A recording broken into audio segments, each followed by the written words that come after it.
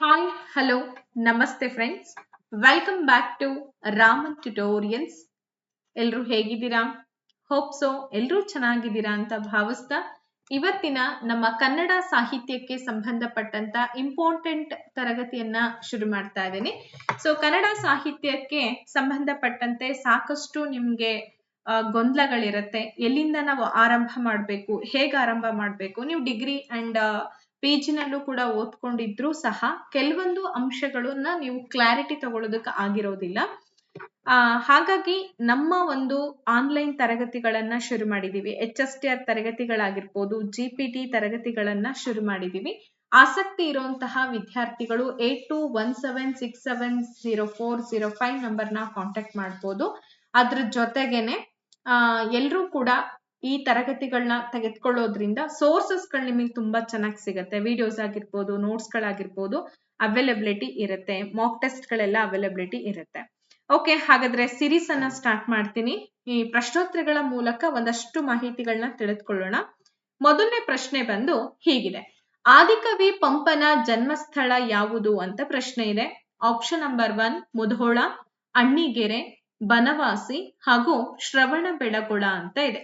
ನಿಮ್ಮೆಲ್ಲರ ಉತ್ತರ ಬಂದಿದೆ. ಅಣ್ಣಿಗೆರೆ ಅಂತ ಹೇಳಿ ಹೇಳ್ತಾ ಇದ್ದೀರಾ. ವೆರಿ ಗುಡ್, ನಿಮ್ಮ ಉತ್ತರ ಸರಿಯಾಗಿದೆ. ಸೊ ನೋಡಿ, ಪಂಪ ಅಂತಂದ್ರೆ ಆದಿಕವಿ ಪಂಪ ಅಂತ ಹೆಸರನ್ನೇ ಪಡ್ಕೊಂಡಿರುವಂತಹ ಒಬ್ಬ ಶ್ರೇಷ್ಠ ಕವಿ ಅಂತ ಹೇಳಿ ಹೇಳ್ತೀವಿ. ಕನ್ನಡ ಸಾಹಿತ್ಯ ಆರಂಭ ಆಗೋದು ಪಂಪನಿಂದ ಅಂತ ಹಲವರ ಅಭಿಪ್ರಾಯ ಬಂತು. ಅಂದ್ರೆ ಪಂಪನ ಪೂರ್ವ ಯುಗದಲ್ಲೂ ಕೂಡ ಕನ್ನಡ ಸಾಹಿತ್ಯಕ್ಕೆ ಸಂಬಂಧಪಟ್ಟಂತ ಹಲವಾರು ಆಧಾರಗಳು ನಮಗ್ ಸಿಕ್ಕಿದೆ ಅಲ್ವಾ. ಸೊ ಈ ವಿಕ್ರಮಾರ್ಜುನ ವಿಜಯ ಆಗಿರ್ಬೋದು, ಅದಲ್ದಂಗೆನೆ ಬಹಳಷ್ಟು ಕೃತಿಗಳೆಲ್ಲವೂ ಕೂಡ ಈ ನಮ್ಗೆ ಕನ್ನಡ ಸಾಹಿತ್ಯದ ಆಧಾರಗಳನ್ನ ತಿಳಿಸ್ಕೊಡ್ತಾ ಹೋಗುತ್ತೆ. ಇಲ್ಲೇನ್ ನಿಮಗೆ ಕಾಣಿಸ್ತಾ ಇದೆ, ಇಲ್ಲಿ ಅಣ್ಣಿಗೆರೆ ಬರುತ್ತೆ, ಆತನ ಜನ್ಮಸ್ಥಳ ಇದು. ಆದಿಕವಿ ಪಂಪ ಬಂದು 902ರಿಂದ ಹಿಡಿದು 955ರವರೆಗೂ ಕೂಡ ಬದುಕಿದ್ದ ಕ್ರಿಸ್ತಶಕ ಅಂತ ಹೇಳಿ ಹೇಳ್ತೀವಿ. ಆದಿ ಮಹಾಕವಿ ಅಂತ ಹೇಳಿ ಕೂಡ ಈತ ಕರ್ಸ್ಕೊಂಡಿರೋದು. ಶಾಸನಗಳ ಪ್ರಕಾರ ಇವನ ಜನ್ಮಸ್ಥಳ ಅಂದ್ರೆ ಇಂದಿನ ಗದಗ್ ಜಿಲ್ಲೆಯ ಅಣ್ಣಿಗೇರಿ ಅಂತ ಹೇಳಿ ಗುರುತಿಸ್ತೀವಿ. ಹಾಗೆ ಈತ ತಂದೆ ಬಂದ್ಬಿಟ್ಟು ಭೀಮಪ್ಪಯ್ಯ, ತಾಯಿ ಅಬ್ಬಣ್ಣಬ್ಬೆ ಅಂತ ಹೇಳಿ ಈತನ ತಂದೆ ತಾಯಿಗಳ ಹೆಸರು ಹೀಗಿದೆ. ವೇಮುಲವಾಡ ಚಾಳುಕ್ಯರ ದೊರೆಯಾದಂತಹ ಇಮ್ಮಡಿ ಅರಿಕೇಸರಿಯ ಆಸ್ಥಾನ ಕವಿ ಕೂಡ ಈತ ಆಗಿದ್ದ. ಆಮೇಲೆ ಇವನ ಒಂದು ಪದ್ಯಗಳ ರೂಪದ ಶೈಲಿ ಬಂದ್ಬಿಟ್ಟು ಪದ್ಯ ಮತ್ತೆ ಗದ್ಯ ಎರಡೂ ಸೇರಿದಂತಹ ಚಂಪು ಶೈಲಿ. ಇದನ್ನ ಸಾಕಷ್ಟು ಸಲ ಎಕ್ಸಾಮ್ ಅಲ್ಲಿ ಕೇಳಿದ್ದಾರೆ, ನೆನ್ಪಿಟ್ಕೊಳ್ಳಿ. ಚಂಪು ಶೈಲಿಯನ್ನ ಬಳಕೆಗೆ ತಂದಂತಹ ಶ್ರೇಷ್ಠ ಕವಿ ಅಂತ ಹೇಳಿ ಕೂಡ ಈತನನ್ನ ಕರಿತೇವೆ ನಾವು. ಈ ಕನ್ನಡದ ರತ್ನತ್ರಯರು ಅಂತ ಹೇಳಿ ಪಂಪ, ಪೊನ್ನ ಮತ್ತೆ ರನ್ನ, ಈ ಮೂವರನ್ನ ರತ್ನತ್ರಯರು ಅಂತ ಹೇಳಿ ಕರಿತೀವಿ. ಸೊ ಇವನು ಕೂಡ ಒಬ್ಬನು. ಅರ್ಥ ಆಯ್ತಾ?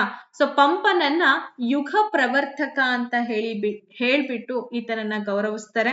ಸೊ ಅವನ ಕಾಲವನ್ನ ಪಂಪ ಕಾಲ ಅಥವಾ ಪಂಪ ಯುಗ ಅಂತಾನೆ ಆರಂಭ ಮಾಡ್ತಾರೆ.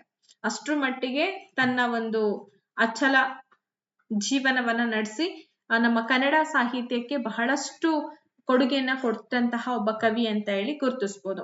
ಮುಂದಿನ ಪ್ರಶ್ನೆಗೆ ಬರೋಣ. ಪಂಪನಿಗೆ ಸಂಬಂಧಪಟ್ಟಂತ ಪ್ರಶ್ನೆ ಇದೆ.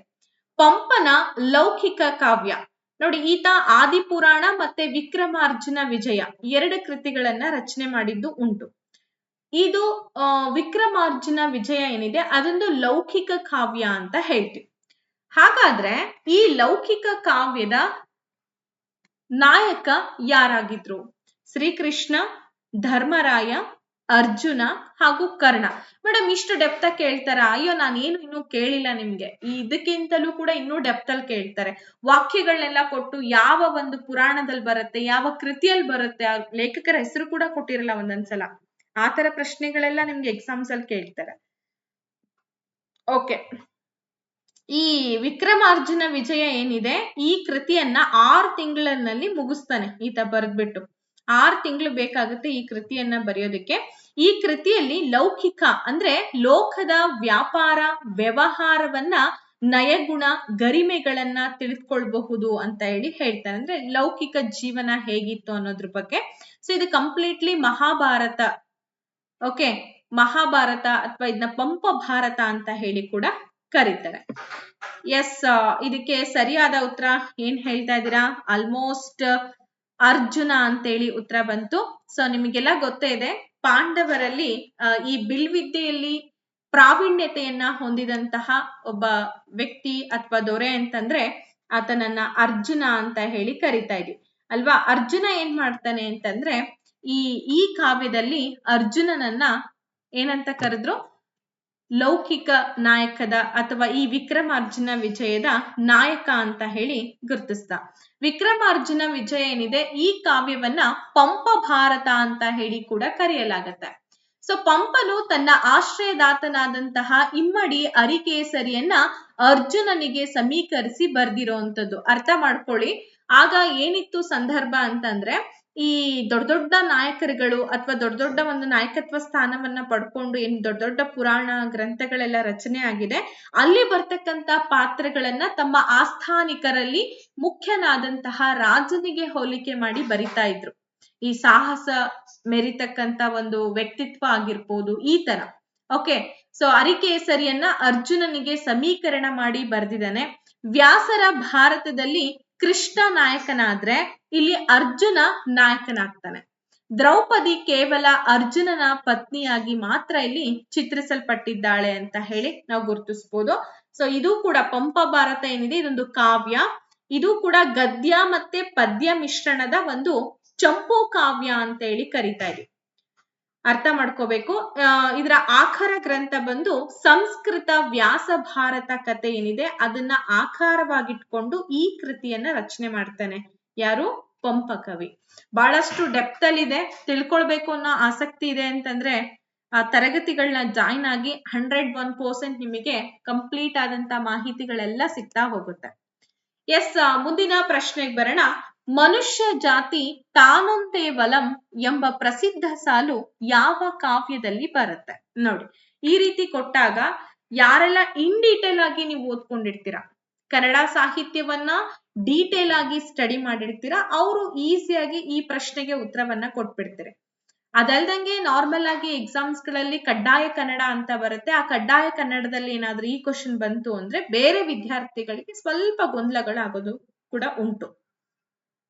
ಓಕೆ, ಯಾವ ಕಾವ್ಯದಲ್ಲಿ ಈ ಒಂದು ಪ್ರಸಿದ್ಧ ಸಾಲಿದೆ? ಗದಾಯುದ್ಧ, ಆದಿಪುರಾಣ, ಶಾಂತಿ ಪುರಾಣ ಹಾಗೂ ವಿಕ್ರಮಾರ್ಜುನ ವಿಜಯ ಅಂತ ಹೇಳ್ತಿದ್ದೀರಾ. ನೋಡಿ, ಯೋಚನೆ ಮಾಡ್ಬಿಟ್ಟು ಹೇಳಿ. Yes, very good. ಯಾರೆಲ್ಲ ವಿಕ್ರಮಾರ್ಜುನ ವಿಜಯ ಅಂತ ಹೇಳಿದ್ರಿ? ಸರಿ ಇದೆ. ಈಗ ತಾನೇ ನಾನು ವಿಕ್ರಮಾರ್ಜುನ ವಿಜಯದ ವಿಶೇಷತೆ ಬಗ್ಗೆ ಹೇಳಿದೆ. ಮನುಷ್ಯ ಜಾತಿ ತಾನೊಂದೇ ವಲಂ ಅನ್ನೋ ಒಂದು ಸಾಲನ್ನ ನಾವೆಲ್ಲಿ ಕಾಣ್ಬೋದು? ವಿಕ್ರಮಾರ್ಜುನ ವಿಜಯ ಗ್ರಂಥದಲ್ಲಿ ಅಥವಾ ಕೃತಿಯಲ್ಲಿ ಕಾಣ್ಬೋದು. ಸೊ ಇದ್ರ ಅರ್ಥ ಏನ್ ಗೊತ್ತಾ? ಏನು ಇದ್ರ ಅರ್ಥ? ಜಾತಿ ಮತ ಭೇದ ಭಾವವನ್ನ ತೊಡೆದು ಹಾಕುವ ವಿಶ್ವ ಮಾನವ ಸಂದೇಶವನ್ನ ಹೊತ್ತಿರುವಂತಹ ಒಂದು ಕೃತಿ. ಅಂದ್ರೆ ಪಂಪ ಎಷ್ಟ್ರ ಮಟ್ಟಿಗೆ ಒಂದು ಬ್ರಾಡ್ ಹಾರ್ಟೆಡ್ ಪರ್ಸನ್ ಅಂತ ಹೇಳಿ ನಮ್ಗೆ ಇಲ್ಲಿ ಗೊತ್ತಾಗತ್ತೆ. ಅಂದ್ರೆ ವಿಶಾಲ ಹೃದಯವನ್ನ ಹೊಂದಿದ್ದ ಅನ್ನೋದು ಗೊತ್ತಾಗತ್ತೆ. ಪಂಪನ ಉದಾರವಾದಿ ನಿಲುವಿಗೆ ಇದೊಂದು ಪ್ರಮುಖ ಸಾಕ್ಷಿ ಅಂತ ಹೇಳಿ ನಾವು ಗುರುತಿಸ್ತಾ ಇದ್ದೀವಿ. ಸೊ ನೆಕ್ಸ್ಟ್ ಮತ್ತೆ ಮುಂದೆ ಬಂದಂತಹ ಕುವೆಂಪು ಅವರು ಕೂಡ ತಮ್ಮ ಕಾವ್ಯಗಳಲ್ಲಿ ವಿಶ್ವ ಮಾನವ ಕಲ್ಪನೆಗೆ ಈ ಸಾಲು ಪ್ರೇರಣೆ ಅಂತ ಹೇಳಿ ಹೇಳ್ಬೋದು. ಓಕೆ, ಮುಂದಿನ ಪ್ರಶ್ನೆ ಬರೋಣ. ತುಂಬಾ ಇಂಪಾರ್ಟೆಂಟ್ ಆಗಿರುವಂತ ಪ್ರಶ್ನೆ. ಉಭಯ ಕವಿ ಚಕ್ರವರ್ತಿ ಈ ಬಿರುದು ಯಾರಿಗಿತ್ತು? ಪಂಪ, ಪೊನ್ನ, ರನ್ನ ಹಾಗೂ ಜನ್ನ.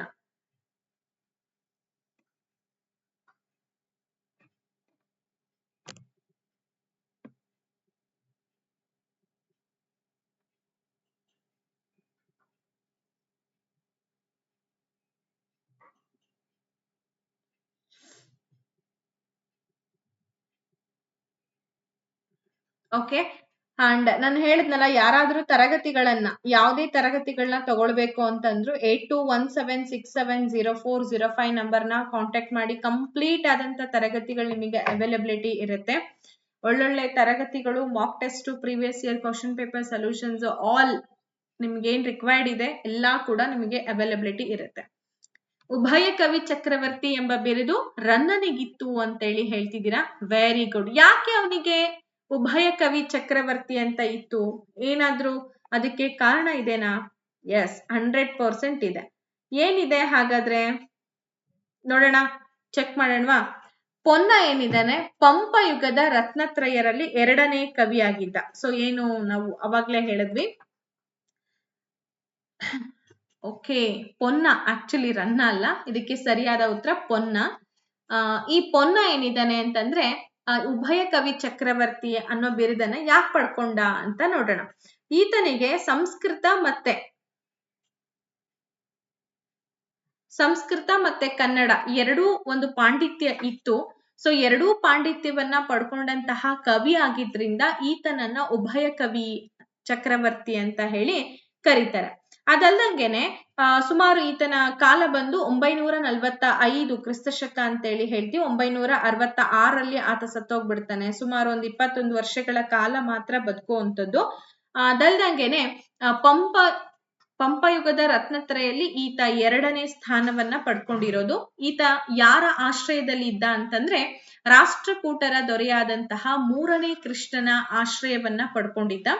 ಅಷ್ಟೇ ಅಲ್ದಂಗೆ ಈತನ ಪ್ರಮುಖ ಕೃತಿ ಬಂದ್ಬಿಟ್ಟು ಶಾಂತಿ ಪುರಾಣ. ನೆನ್ಪಿಟ್ಕೊಳ್ಳಿ, ಕನ್ನಡ ಮತ್ತೆ ಸಂಸ್ಕೃತ ಎರಡರಲ್ಲೂ ಕೂಡ ಅಚಲವಾದ ಪಾಂಡಿತ್ಯವನಲ್ಲಿತ್ತು. ಹಾಗಾಗಿ ಆ ಬಿರುದು ಅವನಿಗೆ ಸಿಗತ್ತೆ. ಕವಿ ಚಕ್ರವರ್ತಿ ರನ್ನನಿಗೆ ಆಶ್ರಯ ನೀಡಿದಂತಹ ಕಲ್ಯಾಣಿ ಚಾಳುಕ್ಯರ ರಾಜ ಯಾರು? ಇಮ್ಮಡಿ ಅರಿಕೇಸರಿ, 3ನೇ ಕೃಷ್ಣ, ಇರುವೆ ಬೆಡಂಗ ಸತ್ಯಾಶ್ರಯ, ರಕ್ಕಸ ಗಂಗಾ ಅಂತ ಇದೆ. ರನ್ನ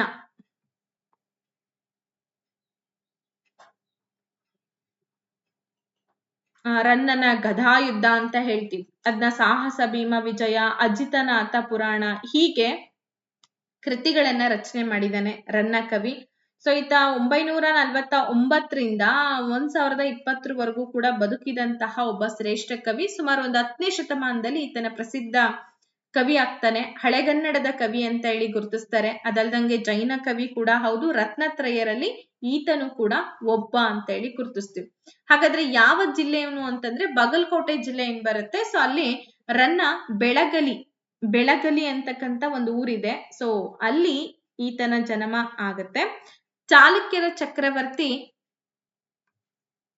ಯಾರ ಆಶ್ರಯದಲ್ಲಿರ್ತಾನೆ? ಇರುವೆ ಬೆಡಂಗ ಸತ್ಯಾಶ್ರಯನ ಆಶ್ರಯದಲ್ಲಿರ್ತಾನೆ. ಓಕೆ, ಸರಿ ಇದೆ ನಿಮ್ಮೆಲ್ಲರ ಉತ್ತರ. ರನ್ನನು ಇರುವೆ ಬೆಡಂಗ ಸತ್ಯಾಶ್ರಯನ ಆಸ್ಥಾನ ಕವಿಯಾಗಿದ್ದ. ಅದಷ್ಟೇ ಅಲ್ಲ, ಗದಾಯುದ್ಧ ಅಂತ ಹೇಳಿದೆ, ಸಾಹಸ ಭೀಮ ವಿಜಯ ಅಂತ ಹೇಳಿ ಹೇಳ್ತೀವಲ್ಲ, ಸೊ ಆ ಕೃತಿಯನ್ನೇ ಗದಾಯುದ್ಧ ಅಂತ ಹೇಳಿ ಕೂಡ ಕರೀತಾರೆ. ಈ ಗದಾಯುದ್ಧ ಕಾವ್ಯದಲ್ಲಿ ಸತ್ಯಾಶ್ರಯನನ್ನ ಭೀಮನಿಗೆ ಸಮೀಕರಣ ಮಾಡ್ಬಿಟ್ಟು ಆತ ಏನ್ ಮಾಡಿದಾನೆ, ಆ ಕೃತಿಯನ್ನ ರಚನೆ ಮಾಡಿರೋದು. ನಾನು ಮುಂಚೆನೆ ಹೇಳ್ದೆ, ಪುರಾಣ ಕಥೆಗಳನ್ನ ಆಧಾರವಾಗಿ ಇಟ್ಕೊಂಡು ತಮ್ಮ ರಾಜರನ್ನ ಹೊಗಳೋಂತ ಪ್ರಯತ್ನವನ್ನ ಅಲ್ಲಿ ಮಾಡ್ತಾರೆ. ರಾಜನು ರನ್ನನಿಗೆ ಕವಿ ಚಕ್ರವರ್ತಿ ಅನ್ನೋ ಬಿರುದನ್ನ ಕೂಡ ಕೊಟ್ಟಿದ್ದ. ಸೊ ಇವರಿಬ್ರು ಆಪ್ತ ಮಿತ್ರರು ಕೂಡ ಆಗಿದ್ರು. ಅದಲ್ದಂಗೆ ರನ್ನನ ಕಾವ್ಯ ಬಂದ್ಬಿಟ್ಟು ಚಂಪು ಶೈಲಿಯಲ್ಲಿ ಇತ್ತು. ಯೂಶುವಲಿ ನಿಮಗೆ ಗೊತ್ತಿದೆ, ಗದ್ಯ ಮತ್ತೆ ಪದ್ಯ ರೂಪದಲ್ಲಿ ಇರೋದನ್ನ ಚಂಪು ಶೈಲಿ ಅಂತ ಕರಿತೀವಿ. ಓಕೆ, ಶಕ್ತಿ, ಛಲ, ವೀರರಸ ಇವೆಲ್ಲವನ್ನ ಕೂಡ ಅಳವಡಿಕೆ ಮಾಡಿಕೊಂಡು ಕೃತಿಗಳನ್ನ ರಚನೆ ಮಾಡ್ತಾ ಇದ್ದ. ಓಕೆ, ಇನ್ನ ಅಜಿತ ಪುರಾಣ ಅಂತ ಒಂದು ಏನು ಕೃತಿಯನ್ನ ರಚನೆ ಮಾಡಿದ್ದಾನೆ. ಸೊ ಅದು ಜೈನ ಧರ್ಮದ 2ನೇ ತೀರ್ಥಂಕರನಾದಂತಹ ಅಜಿತನಾಥರ ಚರಿತ್ರೆ, ಜೀವನ ಚರಿತ್ರೆಯನ್ನ ಒಳಗೊಂಡಿರ್ತಕ್ಕಂಥದ್ದು ಆತ ಕೃತಿ ಅಂತ ಹೇಳಿ ಗುರುತಿಸ್ತೀವಿ. ಓಕೆ, ಮುಂದಿನ ಪ್ರಶ್ನೆಗೆ ಹೋಗೋಣ. ಮುಂದಿನ ಪ್ರಶ್ನೆ ಬಂದ್ಬಿಟ್ಟು ಹೀಗಿದೆ: ಸಿಂಹಾವಲೋಕನ ಕ್ರಮವನ್ನ ಅತ್ಯಂತ ಪರಿಣಾಮಕಾರಿಯಾಗಿ ಬಳಕೆ ಮಾಡಲಾದಂತಹ ಕಾವ್ಯ ಯಾವುದು? ಆದಿಪುರಾಣ, ಗದಾಯುದ್ಧ, ಪಂಪ ಭಾರತ, ಕರ್ನಾಟಕ ಕಾದಂಬರಿ ಅಂತ ಇದೆ.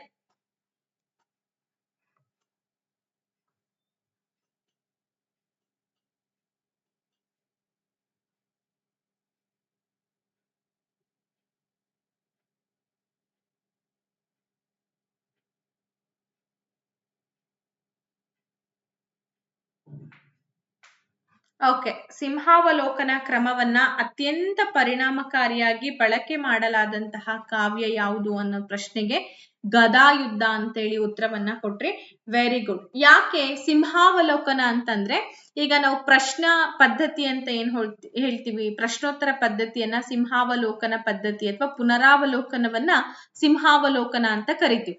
ಅಂದ್ರೆ ಹಿಂದಿರುಗಿ ನೋಡೋದು, ಫ್ಲಾಶ್ ಬ್ಯಾಕ್ ಏನೆಲ್ಲ ಇತ್ತು. ಸೊ ಈ ರನ್ನನ ಗದಾಯುದ್ಧದಲ್ಲಿ ಕತೆ ಯುದ್ಧದ ಕೊನೆಯಲ್ಲಿ ಆರಂಭವಾಗಿ ಹಿಂದಿರೋದನ್ನೆಲ್ಲವನ್ನ ಕೂಡ ನೆನಪಿಸ್ಕೊಳ್ತಾ ಹೋಗುತ್ತೆ ಕತೆ, ಸ್ಟೋರಿ. ಸೊ ಹಂಗಾಗಿ ಅದನ್ನ ಸಿಂಹಾವಲೋಕನ ಕ್ರಮವನ್ನ ಅಳವಡಿಕೆ ಮಾಡಿಕೊಂಡು ರಚನೆ ಮಾಡಿರುವಂತಹ ಒಂದು ಕೃತಿ ಅಂತ ಹೇಳ್ತೀವಿ. ಸೊ ಕನ್ನಡದಲ್ಲಿ ಈ ತಂತ್ರವನ್ನ ಮೊಟ್ಟ ಮೊದಲನೇ ಬಾರಿಗೆ ಪರಿಣಾಮಕಾರಿಯಾಗಿ ಬಳಸಿದಂತಹ ಕೀರ್ತಿ ಯಾರಿಗ್ ಸಲ್ಲತ್ತೆ? ರನ್ನನಿಗ್ ಸಲ್ಲತ್ತೆ. ಇದು ಕಾವ್ಯದ ನಾಟಕೀಯತೆಯನ್ನ ಹೆಚ್ಚಿಸ್ತಾ ಹೋಗುತ್ತೆ. ಯೂಶುವಲಿ ಇವಾಗೆಲ್ಲ ನೀವು ನೋಡಿರ್ಬೋದು, ಫಿಲಮ್ಗಳೆಲ್ಲ ಥ್ರಿಲ್ಲರ್, ಸಸ್ಪೆನ್ಸ್ ಮೂವೀಸ್ ಗಳೆಲ್ಲ ಬಂದಿರುತ್ತೆ. ಸ್ಟಾರ್ಟಿಂಗ್ ಅಲ್ಲಿ ಒಂದು ತೋರಿಸ್ತಾರೆ, ಮಿಡಲ್ ಅಲ್ಲಿ ಒಂದು ತೋರಿಸ್ತಾರೆ, ಫ್ಲಾಶ್ ಬ್ಯಾಕ್ ಒಂದ್ಸಲ ತೋರಿಸ್ತಾರೆ. ಈ ತರ ಹೆಂಗೆ ಕನ್ಫ್ಯೂಸ್ ಮಾಡ್ತಾರೋ, ಬಟ್ ಈ ಕಾವ್ಯ ಹೇಗಿದೆ ಅಂತಂದ್ರೆ, ಈಗ ಹೋಗ್ತಾ ಹೋಗ್ತಾ ಹೋಗ್ತಾ ಇರುತ್ತೆ. ಸೊ ಹೋಗ್ತಾ ಇದ್ದಂಗೆ ಸ್ಟೋರಿಗಳು, ಫ್ಲಾಶ್ ಬ್ಯಾಕ್ ಸ್ಟೋರೀಸ್ ಗಳೆಲ್ಲ ಕೊನೆಗೆ ಎಲ್ಲಾ ಫ್ಲಾಶ್ ಬ್ಯಾಕ್ ಸ್ಟೋರೀಸ್ ಗಳೆಲ್ಲ ಮತ್ತೆ ಬಂದು ತೋರಿಸ್ದಂಗಾಗತ್ತೆ. ಸೊ ಅದನ್ನೇ ಸಿಂಹಾವಲೋಕನ ಕ್ರಮ ಅಂತ ಹೇಳಿ ಕರೆಯೋದು.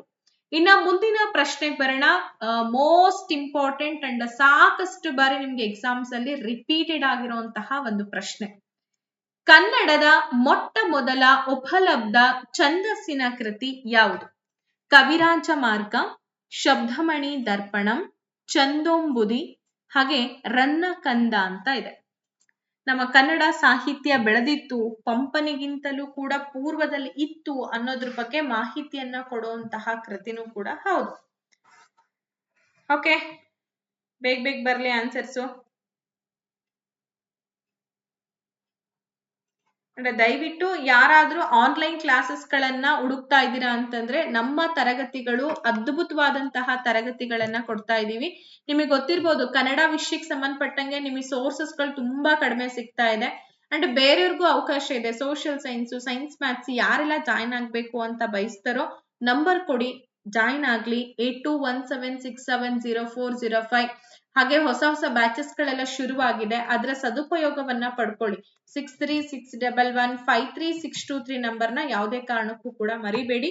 ಅಂಡ್ ಮೆಸೇಜ್ ಮಾಡಿ, ಇಲ್ಲಾಂದ್ರೆ ನೇರವಾಗಿ ನಿಮ್ಗೆ ಕಂಪ್ಲೀಟೆಡ್ ಡೀಟೇಲ್ ಬೇಕು ಅಂದ್ರೆ ಕಾಲ್ ಮಾಡಿದ್ರು ವಿಚಾರಿಸಬಹುದು. ಓಕೆ, ಛಂದಸ್ಸಿನ ಕೃತಿ ಅಂತ ಕೇಳಿದಾಗ ನಾವ್ ಯಾವ್ದು ನೆನಪಿಗೆ ಬರುತ್ತೆ? ಛಂದೋಂಬುದಿ ಅಂತ ಕರಿತೀವಿ.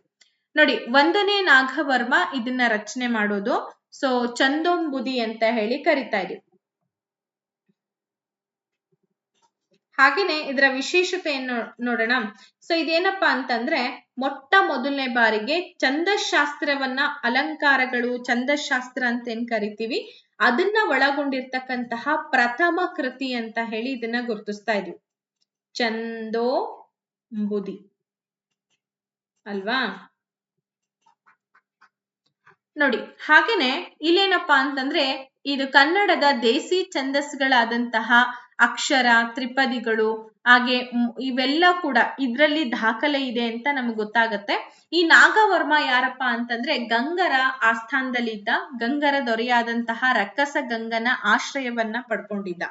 ಓಕೆ, ಇದನ್ನ 990ರಲ್ಲಿ ನಾಗವರ್ಮ ರಚನೆ ಮಾಡ್ತಾನೆ.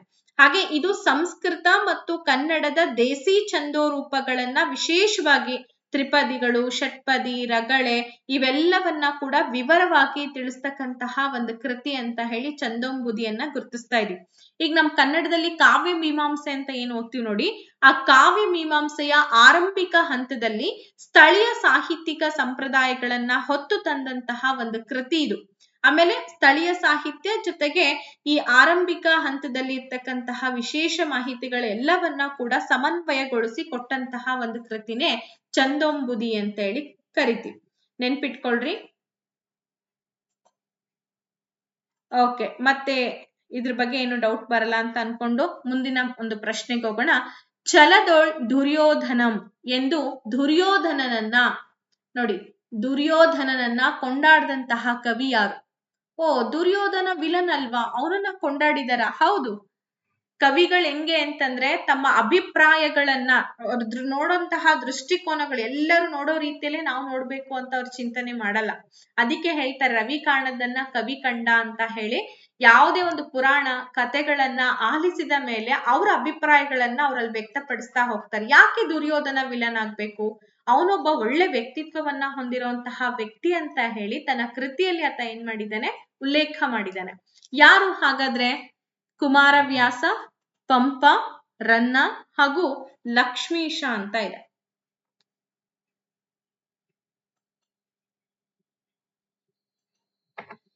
ನೀಟಾಗಿ ಆಲೋಚನೆ ಮಾಡ್ಬಿಟ್ಟು ಆನ್ಸರ್ ಅನ್ನ ಕೊಡಿ. ಛಲದೋಳ್ ದುರ್ಯೋಧನಂ ಎಂದು ದುರ್ಯೋಧನನ್ನ ಕೊಂಡಾಡಿದಂತಹ ಕವಿ ಯಾರು? ಓಕೆ, ರನ್ನ ಕವಿ ಮೇಡಮ್ ಅಂತ ಹೇಳಿ ಹೇಳ್ತಿದ್ದೀರಾ, ವೆರಿ ಗುಡ್. ದುರ್ಯೋಧನ ಒಬ್ಬ ಒಳ್ಳೆ ವ್ಯಕ್ತಿತ್ವವನ್ನ ಹೊಂದಿರುವಂತಹ ವ್ಯಕ್ತಿ ಅಂತ ಹೇಳಿ ರನ್ನ ದುರ್ಯೋಧನನ್ನ ಹೊಗಳ್ತಾನೆ. ನೋಡಿ, ಅವನು ಒಬ್ಬ ಸ್ವಾಭಿಮಾನಿ ಛಲವಾದಿಯಾಗಿ ಚಿತ್ರಣವನ್ನ ರೂಪಿಸಿದಾನೆ ಅವನ ಕೃತಿಯಲ್ಲಿ. ಅವನ ಪ್ರಸಿದ್ಧ ಸಾಲು ಏನಪ್ಪಾ ಅಂದ್ರೆ, ಛಲದೋಳ್ ದುರ್ಯೋಧನಂ ಮದದೋಳ್ ದುರ್ಯೋಧನಂ ಮದದೋಳ್ ಭೀಮಂ ಅಂತ ಇದೆ. ಅಂದ್ರೆ ಓದುಗರಲ್ಲಿ ವಿಲನ್ ಬಗ್ಗೆನೂ ಕೂಡ ಸಹಾನುಭೂತಿ ಮೂಡಿಸುವಂತಹ ತಂತ್ರ ರನ್ನನಿಗಿತ್ತು. ಈಗ ಯೂಶ್ವಲಿ ಕೆಲವೊಬ್ರು ಮನ್ಸ್ ಹೇಗಿರುತ್ತೆ ಅಂತಂದ್ರೆ, ತುಂಬಾ ಕೆಟ್ಟವರಾಗಿರ್ತಾರೆ, ಅವ್ರು ಯಾಕೆ ಆ ರೀತಿ ಮಾಡಿದ್ರು, ಅವ್ರ ಹಿಂದೆಗಡೆನೂ ಕೂಡ ಏನಾದ್ರೂ ಒಂದ್ ರೀಸನ್ ಇರ್ಬೇಕಲ್ವಾ. ಈಗ ಪ್ರತಿಯೊಬ್ಬ ಮನುಷ್ಯ ಕೆಟ್ಟನಾಗ್ತಾನೆ ಅಂತಂದ್ರೆ ಹುಟ್ಟದಲ್ಲೇ ಕೆಟ್ಟವನಾಗಲ್ವಾ. ಸೊ ಅವ್ನ್ ಬೆಳೆದ್ ಬಂದಿರುವಂತ ಪರಿಸರ ಆಗಿರ್ಬೋದು, ಅವನಿಗೆ ಒದಗ್ ಬಂದಂತ ಸನ್ನಿವೇಶಗಳಾಗಿರ್ಬೋದು, ಇವೆಲ್ಲವನ್ನ ಕ್ರೋಢೀಕರಣ ಮಾಡಿದಾಗ ಅವನ ವ್ಯಕ್ತಿತ್ವ ಹೀಗಾಗಿರ್ಬಹುದು ಅನ್ನೋದನ್ನ ಉಲ್ಲೇಖ ಮಾಡ್ತಾ ಹೋಗ್ತಾನೆ. ಸೊ ಅವನ ಸ್ವಾಭಿಮಾನ, ಅವನ ಛಲ, ಅವನ ಮದ ಎಲ್ಲವನ್ನ ಕೂಡ ಇಲ್ಲಿ ಬಿಂಬಿಸ್ತಾ ಹೋದಂಗೆಲ್ಲ ನಾವು ಓದ್ತಾ ಹೋಗ್ತೀವಲ್ವಾ, ನಮ್ಗೆ ಅದೊಂಥರ ಕ್ರಿಯೇಷನ್ಸ್ ಅದೊಂಥರ ನಮ್ದೇನೋ ಅನ್ನೋ ಒಂದ್ ರೀತಿ ಫೀಲ್ ಆಗ್ತಾ ಹೋಗುತ್ತೆ, ಸಹಾನುಭೂತಿ ಉಂಟಾಗ್ತಾ ಹೋಗುತ್ತೆ. ಇದು ಒಂಥರ ನಾಟಕೀಯ ಶೈಲಿನೇ. ಈಗ ಓದುಗರಲ್ಲಿ ಆಸಕ್ತಿಯನ್ನ ಕೆರಳಿಸ್ಬೇಕು ಅಂದ್ರೆ ಸುಮ್ಮನೆ ಸಾಮಾನ್ಯವಾಗಿ ಅವನ್ ಬಂದ, ಅವನು ಹೋದ, ಅವನು ಹೋರಾಟ ಮಾಡ್ದ ಅನ್ನೋದ್ಕಿಂತಲೂ ಕೂಡ ವಿಶಿಷ್ಟ ಸಾಲುಗಳನ್ನ ಸೇರ್ಪಡೆ ಮಾಡಿದಾಗ ಏನಾಗುತ್ತೆ, ವಾವ್ ಅಂತ ಅನ್ಸುತ್ತೆ. That factor is very important ಅಲ್ವಾ. ಎಸ್, ಮುಂದಿನ ಒಂದು ಪ್ರಶ್ನೆಗೆ ಹೋಗೋಣ. ಸೊ ಮುಂದಿನ 9ನೇ ಪ್ರಶ್ನೆ ಹೀಗಿದೆ. ಪಂಪನಿಗೆ ಇಮ್ಮಡಿ ಅರಿಕೇಸರಿಯು ದತ್ತಿಯಾಗಿ ನೀಡಿದಂತಹ ಅಗ್ರಹಾರ ಯಾವುದು? ಶ್ರವಣ ಬೆಳಗೊಳ, ಧರ್ಮಪುರ, ಅಣ್ಣಿಗೇರಿ, ಪುಲಿಗೆರೆ ಅಂತ ಇದೆ. ಪಂಪನಿಗೆ ಏನ್ ಮಾಡ್ತಾನೆ, ಇಮ್ಮಡಿ ಅರಿಕೇಸರಿ ಒಂದು ಅಗ್ರಹಾರವನ್ನ ದತ್ತಿಯಾಗಿ ನೀಡ್ತಾನೆ, ಅಂದ್ರೆ ದಾನವಾಗಿ ನೀಡ್ತಾನೆ. ಸೊ ಅದು ಯಾವುದು ಅಂತ ಪ್ರಶ್ನೆ ಕೇಳಿದ್ದಾರೆ. ಇದು ಪಂಪ ಯುಗದ ಬಗ್ಗೆ ಮಾತ್ರ ನಾನೀಗ ತಗೊಂಡಿರೋಂಥದ್ದು ಕಾನ್ಸೆಪ್ಟ್ ಅನ್ನ, ಪಂಪ ಯುಗದ ಮಾತ್ರ. ಅಂಡ್ ನೆಕ್ಸ್ಟ್ ಬರುತ್ತಾ ಮೇಡಮ್ ಅಂತಂದ್ರೆ ಆಬ್ವಿಯಸ್ಲಿ ಕೊಡೋ ಒಂದು ಪ್ರಯತ್ನವನ್ನ ನಾನು ಮಾಡ್ತೀನಿ. ಅಂಡ್ ಪೇಡ್ ಕ್ಲಾಸ್ ಅಲ್ಲಿ ಅಂತಂದಾಗ ನಾನು ಈ ಕನ್ನಡ ಸಾಹಿತ್ಯನ ಸ್ಟಾರ್ಟಿಂಗ್ ಇಂದ ಶುರು ಮಾಡಿದ್ದೀನಿ.